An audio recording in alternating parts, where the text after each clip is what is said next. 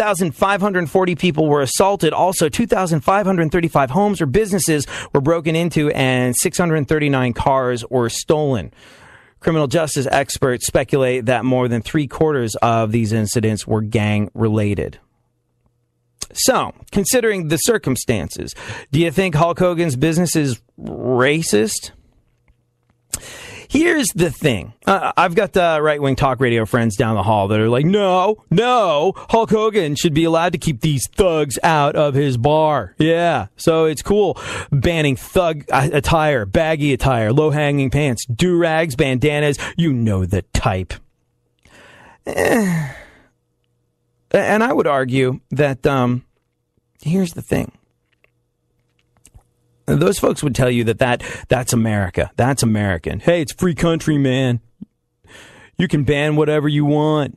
Low-hanging pants, do-rags, bandanas, they're just trying to keep those thugs out. And I would say that this club failing is probably the best example, the most American thing that can happen to it. I have 2 points here, so stay with me on this one. If you try and grow flowers in a desert, it ain't gonna work.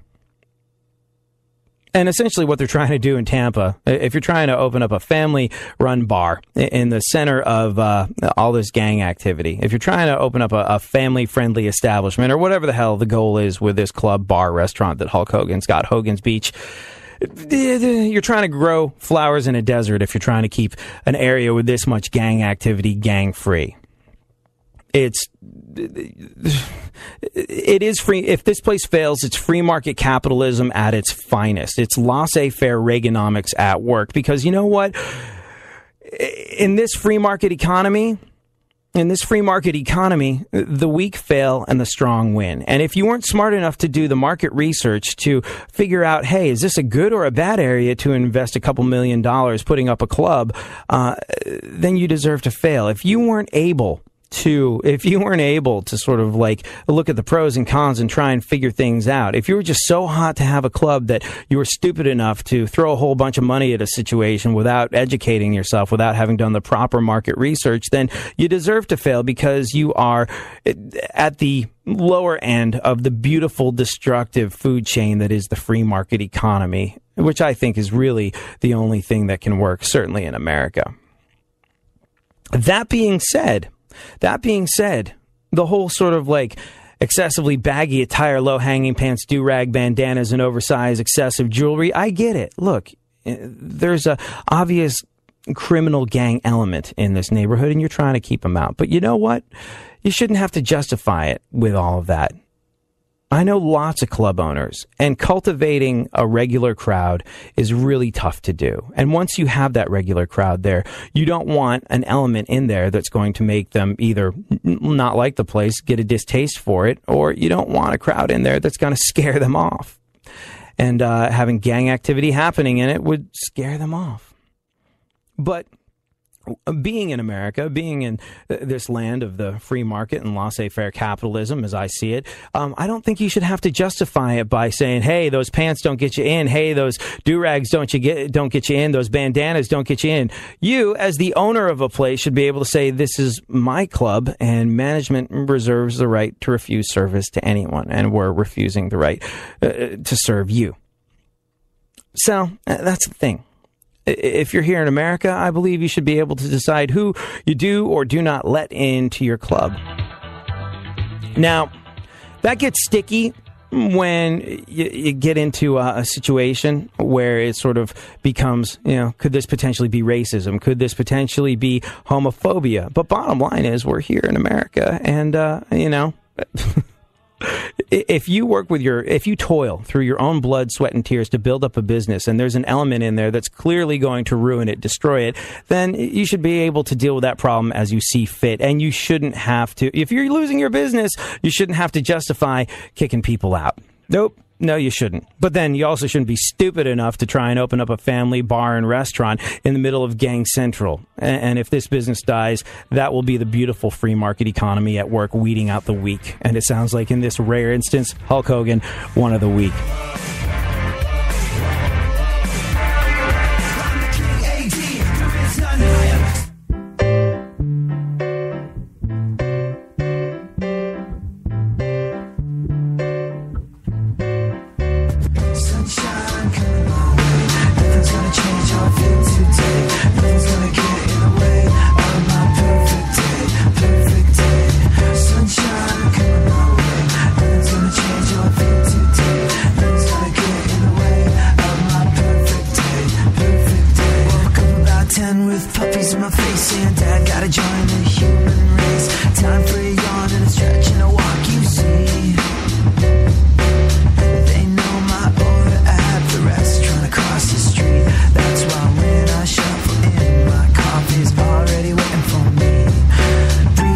patio, outdoor table, sitting with my puppies, my aura, I have the rest.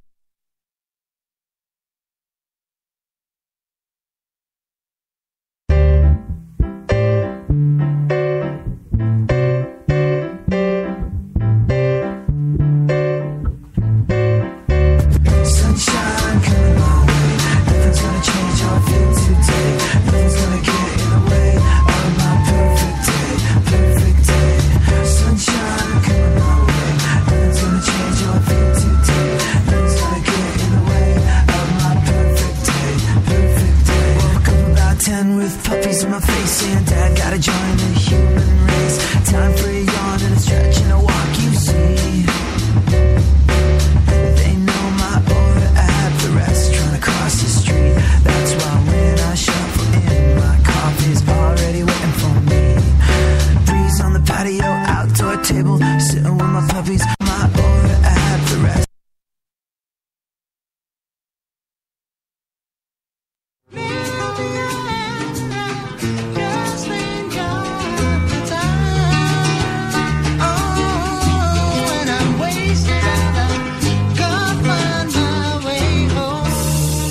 Keep listening to iHeartRadio for more Steve Winwood and all your favorite artists. You and your family are connected by routine, and you stick to it. But what if a disaster strikes without warning? What if your day's routine is disrupted and you can't reach your family? Have you planned for that? Before a disaster turns your family's world upside down, be ready. Get a kit. Make a plan. Be informed. Learn how at www.ready.gov. Brought to you by the Federal Emergency Management Agency and the Ad Council. Back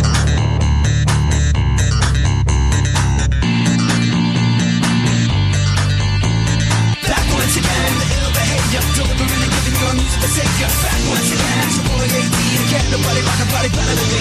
Back once again, the ill behavior, delivering and giving your music a savior. Back once again, it's your boy AD, and can't nobody rock a body better than me. Hey, you, what's that sound? I'm coming so loud from your radio dial. AD, be getting down when you're rocking the jams. Here I am, going back once again. I'm moving on city like a king I am. Monday. I hope you're happy to be in your place of work today. I mean, I know that's a bit of an effing stretch because it is a Monday, and Mondays, by their very nature, suck big, swinging, hairy animal things that I can't talk about on the radio. But they're distended. Oh, they are distended. Now, if you are unhappy in your current job, if you don't get up and go to work on a Monday being like, yeah, sweet, then maybe you have some... Look, Mondays are truly terrible. But if you're not in any way, shape, or form excited to do what you do to make your way to live, thrive, and survive in this world, might be time for a little inspection, might be time for a little retooling, might be time to start taking a little action and figuring out something that's going to move you towards something that will give you a better shot at being happy when you roll into whatever the place of business is on a Monday. Being happy with what you do is really important. Having that sense of meaningful work when you roll through your place of business, that's invaluable. And being properly compensated for it, well, that's a big part of what will potentially make America great and separate it from the pack. That whole minimum wage hike thing, oof. Maybe we'll talk a little bit more about that in the future. Did you see this thing? The folks that campaign for minimum wages, union labor forces types, the folks that campaign to have it hiked to $15 are now suggesting that people who are in jobs that are unionized should be able to weasel their way out of it and negotiate separately private agreements between the people that work there and the people that employ them.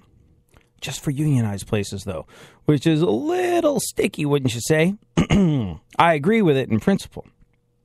I agree that it should be sort of like an agreement between two individuals when you enter into employment. I agree with that in principle. And I also kind of find the fact that the folks like, well, the Walmarts of this world use crony capitalism and use our hard-earned blood, sweat, and tears, our tax dollars, as part of their business plan to be reprehensible, and they should be forced to pay. When you are a company like Walmart and you are paying people full-time wages that are small enough that they can still get government assistance, well, that's clearly no good. And I'll thank Walmart to get their hand out of my back effing pocket. And I do believe they should be forced to stump up and pay. But when you get into situations like smaller mom and pop businesses, I do believe those negotiations should be left to the individual because you're trying to live, thrive, and survive. It's like the story of the comic book store in San Francisco that we were talking about a little while ago. Little tiny comic book store. Beloved comic book store, though. And they are forced to raise their minimum wage to raise their wages to $15 an hour. They don't have $15 an hour. They worked out that to pay their employees $15 an hour, usually they only have one person working in the store at a time, but to pay their employees $15 an hour, they're going to have to start making an extra $80,000 a year in profit. What are you going to do? Raise the cost of your goods? No, you can't raise the cost of your goods because they're comic books and the price is printed on the front. So this minimum wage thing is definitely a bit of a minefield. Definitely a bit of a minefield. And we'll discuss exactly what's going on with it in terms of now it's been instituted. People are trying to weasel their way out of it. And those people are the folks that work so hard to put it into place. And that seems a little fishy, doesn't it? We'll discuss all that in a little bit. But I hope you're getting paid a vague semblance of what you're worth. I hope that when you walk into your place of business, you find your work to be somewhat meaningful. And I hope you're fairly compensated for the part of your life that you trade for this money. Because true individual freedom cannot exist without economic security and independence. People who are hungry and out of a job are the stuff of which dictatorships are made. Franklin D. Roosevelt. Alrighty then, Funkhauser, let's get into the events of today in our segment, My Witness News. In no way, shape, or form fair, certainly not balanced. What's going on in the world? Yes. It's a busy Monday. Happy first. Happy rent check due day. Oh, thank you for reminding me. It's the first of the month. Get up. So cash your check and get out. You know that song from Bone Thugs and Harmony? Yeah. How do you pay your rent? Do you still do that old fashioned thing where you write a check? Bank O Girlfriend LLC. No, I give her money and she takes care of it. I don't really. Know. That's kind of cool. Sometimes I have to drop it off when we're on the 3rd. It's like it's the 3rd. The mail's not going to do it this time. See, it's coolest thing. I have I rent my place from a private owner. And so what I do is I just, I was like, hey, are you cool if I pay you with PayPal? And they're like, yeah, that's fine. And so I pay them with PayPal, which is great because I can pay my rent on a credit card, which means I get the points. So it's one of the few situations that I've ever been in my life where I can get sweet airline miles for paying my rent. And I can also do it on my phone in bed. I don't have to go, because rent checks, those are one of the few things where you actually have to take out kill a tree and write a check, take out a piece of paper and scrawl your name on it like it means something. One of those notes, as Seinfeld says, that this note says I have the money. I don't have it on me right now, but here you go. But yeah, I love that. You should see if you can pay your rent by PayPal. That way you get the airline miles. It's cool. It gives me shockingly high credit card bills. When I every single month, my credit card bill, when I go to pay that right after I paid the rent, I'm like, and then I go, oh wait, I paid the rent with this. That's okay.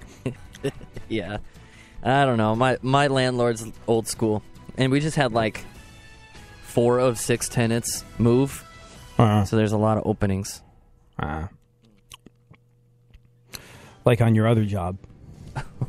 Hey-o. 80 on the radio news time, 9:21. All right. What is going on in the world? Ryan Seacrest will host a new Fox reality show. Yeah. It has nothing to do with music, singing, or talent. So a lot like American Idol.